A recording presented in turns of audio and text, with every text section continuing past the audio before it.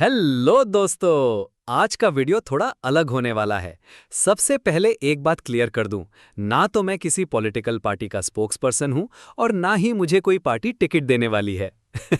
मतलब चुनाव का खर्चा बच गया मेरा।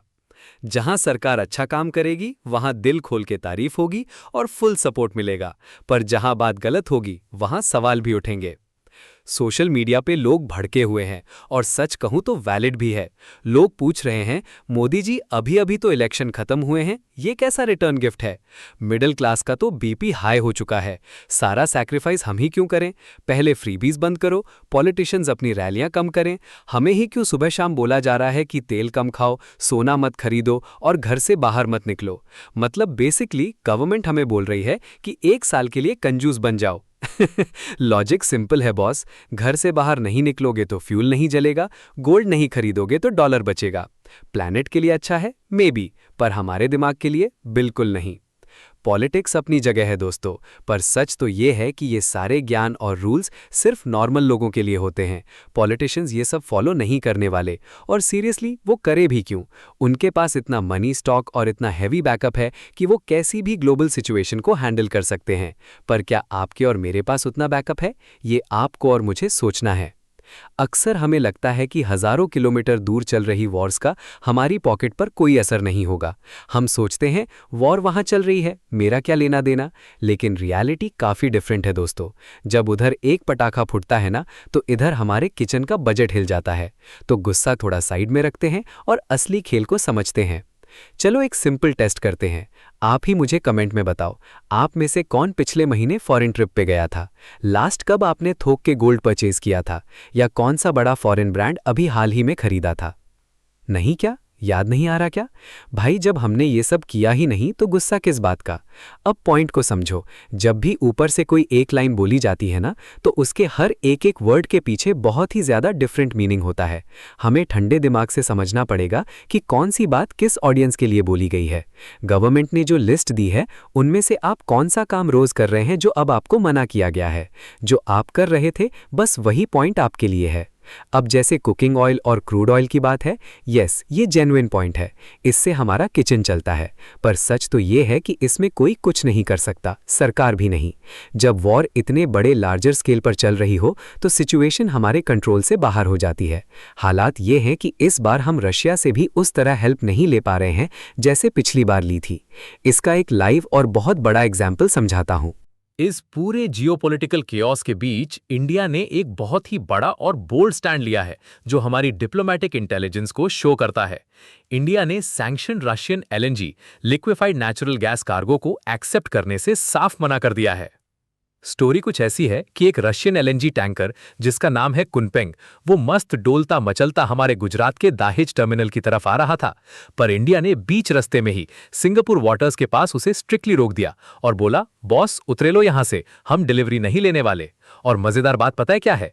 न्यू दिल्ली ने यह डिसीजन तब क्लियर किया जब Russian deputy energy minister Pavel Sorokin खुद इंडिया के विजिट पर आए हुए थे। फेस टू फेस मना कर दिया। अब आप पूछोगे, भाई जैक, हम रशिया से सस्ता क्रूड ऑयल तो दबा के खरीद रहे हैं, तो फिर एलएनजी टैंकर को धक्का क्यों दे दिया? यहां आती है टेक्निकल टोना। क्रूड ऑयल और एलएनजी में जमीन आसमान का फर्क है। क्रूड ऑयल को समुद्र के बीच दो शिप्स के बीच ट्रांसफर करके शिप टू शिप ट्रांसफर उसकी आइडेंटिटी छुपाई जा सकती है, मतलब उस पर थोड़ा पर्दा डाला जा सकता है। पर एलएनजी के साथ ऐसा करना इम्पॉसिबल है बॉस।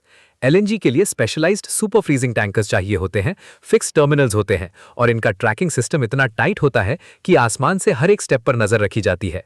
इस वजह से यूएस के सैंक्शंस को बाईपास करना हमारे लिए बहुत बड़ा रिस्क बन जाता।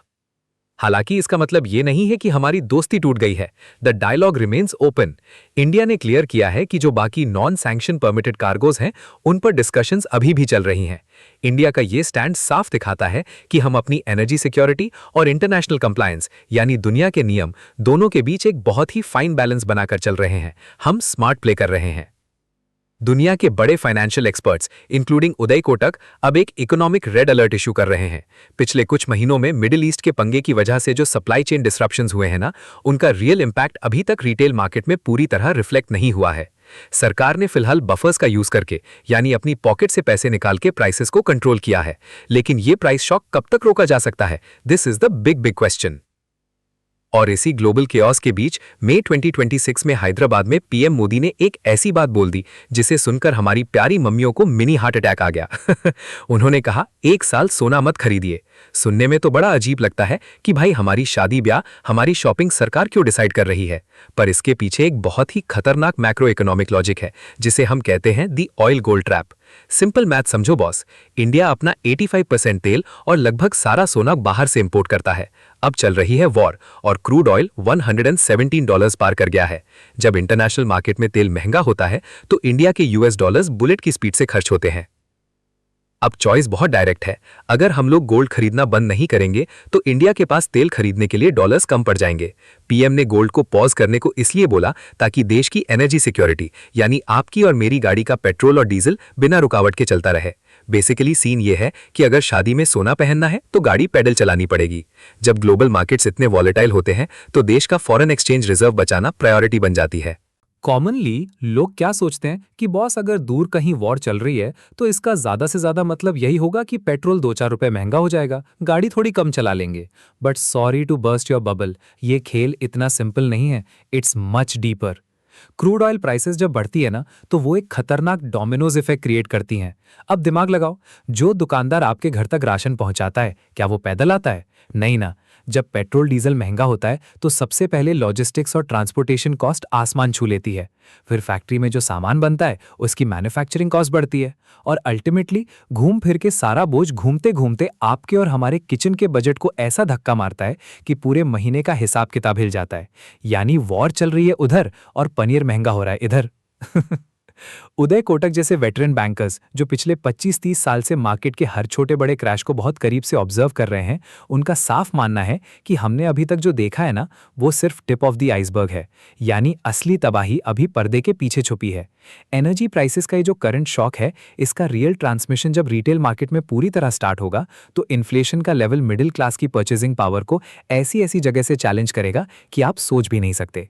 इसलिए दोस्तों, अब वो जमाना गया जब लोग कहते थे कि इमरजेंसी फंड बनाओ या ना बनाओ फर्क नहीं पड़ता। आज के सिनेरियो में फाइनेंशियल प्लानिंग में एक सॉलिड इमरजेंसी फंड और इन्फ्लेशन एडजस्टेड सेविंग्स का होना अब ऑप्शनल बिल्कुल नहीं है। वैसे अगर आपको ये टॉपिक को और डिटेल में समझना है तो मैंने ऑलरेडी फाइनेंशियल प्लानिंग पर वीडियो अपलोड किया है, you should check that out, link description में मेंशन है। It is absolute mandatory. हमें सिर्फ ग्लोबल मार्केट से आने वाले शॉक्स को अब्सॉर्ब नहीं करना है बॉस, बल्कि उससे बचने के लिए पहले से ही फुल तैयार रहना है ताकि मार्केट कितना भी हिले आपका किचन स्मूथली चलता रहे। अब आते हैं एक ऐसी आयरनी पर जो सुनकर आपको थोड़ा दुख भी होगा और थोड़ा गुस्सा भी आएगा। फैक्ट ये है कि इंडिया पूरी दुनिया में सोने का सबसे बड़ा कंज्यूमर है। हम साल का लगभग 800 से 900 मेट्रिक टन सोना दबा के खरीदते हैं। हमारे यहाँ शादी बिना सोने के पूरी नहीं होती। लेकिन दुख की बात पता है क्या है? इतने बड़े बाहुबली होने के बाद भी गोल्ड का रेट इंडिया डिसाइड नहीं करता। तो कहाँ डिसाइड होता है? लंदन की LBMA और न्यूयॉर्क के कॉमेक्स में। क्यों? क्योंकि वहां असली सोना नहीं बल्कि पेपर गोल्ड ट्रेड होता है, यानी सोने के नाम पर सिर्फ कागजी कॉन्ट्रैक्ट्स। जितना असली फिजिकल सोना पूरी दुनिया की तिजोरियों में है ना, उससे 100 गुना ज्यादा का पेपर गोल्ड लंदन में बैठ के लोग कंप्यूटर पर ट्रेड कर देते हैं। ये बड़े बड़े फॉरेन ट्रेडर्स सिर्फ बटन दबाते हैं, ट्रेडिंग करते हैं और उनकी ट्रेडिंग से ग्लोबल प्राइस सेट होता है। हमारे फिजिकल सोना खरीदने से घंटा फर्क नहीं पड़ता। इसी गुलामी और मोनोपोली को खत्म करने के लिए इंडिया ने एक मास्टर स्ट्रोक खेला है जिसे हम कहते हैं IIBX, India international bullion exchange. सरकार ने बोल दिया है कि अब से सारा गोल्ड इंपोर्ट इसी एक्सचेंज के थ्रू होगा। जब देश का पूरा गोल्ड वॉल्यूम एक ही जगह पर आएगा तो हम लंदन के आगे हाथ नहीं फैलाएंगे। इंडिया अब प्राइस टेकर नहीं बॉस, प्राइस मेकर बनना चाहता है। हम अपना इंडियन स्टैंडर्ड प्राइस चलाएंगे। और इस सब के बीच पर्दे के पीछे एक बहुत बड़ा सस्पेंस थ्रिलर चल रहा है। पिछले 6 महीने में हमारी RBI, reserve bank of England ने चुपचाप बैंक ऑफ इंग्लैंड से 104 मीट्रिक टन सोना फ्लाइट में भर के वापस इंडिया मंगवा लिया है। इसको कहते हैं सोने की असली घर वापसी। क्यों किया ऐसा? Sanction proofing.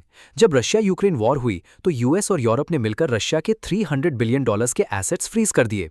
RBI ने वहां बैठ के देख लिया और बोला, बेटा अपना सोना अगर दूसरे के घर लंदन में रखा रहा तो ये लोग कभी भी पंगा कर सकते हैं, रिस्क नहीं लेने का। आज देश की करेंसी रुपी को मजबूत रखने के लिए और फाइनेंशियल पावर दिखाने के लिए RBI का 77% गोल्ड हमारे अपने वॉल्ट्स में सेफ आ चुका है। अब हमारा सोना हमारी तिजोरी में है।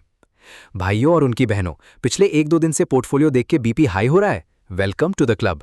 2 दिन पहले लाइव मार्केट में लग रहा था कि सब चंगा सी, पर कल मार्केट ने सुबह सुबह बोला, बेटा बड़े हसीन सपने देख रहे हो, थोड़ा वेट कर लो। स्क्रीन ऐसी लाल हुई है जैसे किसी ने ढेर सारा टमाटर का सूप गिरा दिया हो। अब सवाल ये है कि ये निफ्टी और सेंसेक्स को किसकी नजर लगी है? स्पॉइलर अलर्ट, इसमें ट्रम्प चाचा, यूएस फेड और क्रूड ऑयल का बहुत बड़ा हाथ है। चलो थोड़ा पर्दे के पीछे का लॉजिक समझते हैं। उधर यूएस की 10 ईयर बॉन्ड यील्ड 4.5% के पास जा रही है। अब दिमाग लगाओ, जब यूएस जैसे डेवलप देश में बैठे बिठाए बिना किसी रिस्क के इतना साफ सुथरा रिटर्न मिल रहा हो, तो ये एफआईआईज इंडिया के वॉलेटाइल मार्केट में क्यों रुकेंगे? वो तो हमारे मार्केट को टाटा बाय बाय खत्म बोल के अपना पैसा निकाल रहे हैं और यूएस भाग रहे हैं। प्लस हमारा रुपी भी थोड़ा फ्लक्चुएट कर रहा है। ऊपर से लोग पूछते हैं, भाई अगर इतना ही ग्लोबल पंगा है तो चाइना और कोरिया क्यों ग्रीन है? सिंपल है बॉस, उनके पास एआई का जादू चल रहा है और हमारे यहाँ प्रॉब्लम यह है कि कॉर्पोरेट अर्निंग्स ग्रोथ उतनी फास्ट नहीं आई जितनी हमने अपने हसीन सपनों में सोची थी। लेकिन अब आते हैं सबसे बड़े मुद्दे पर। ये जो पिछले 1-2 दिन का डाउनफॉल चल रहा है ना, इससे डर के अपनी होल्डिंग्स लॉस में बेचना सबसे बड़ी बेवकूफ़ी होगी। ये क्रैश कोई परमानेंट तबाही नहीं है, ये सिर्फ और सिर्फ पब्लिक सेंटिमेंट्स और शॉर्ट टर्म पैनिक की वजह से है। लोग न्यूज़ देख के डरते हैं, एक बेचता है तो दूसरा लाइन में लग जाता है। वैसे तो आज तो बैक टू ग्रीन आ ही गया है, फिर भी हमें समझना ज़रूरी है। लेकिन स्टॉक मार्केट का एक गोल्डन रूल हमेशा याद रखना, हर रेड लाइन एक ग्रीन लाइन की अपॉर्चुनिटी होती है।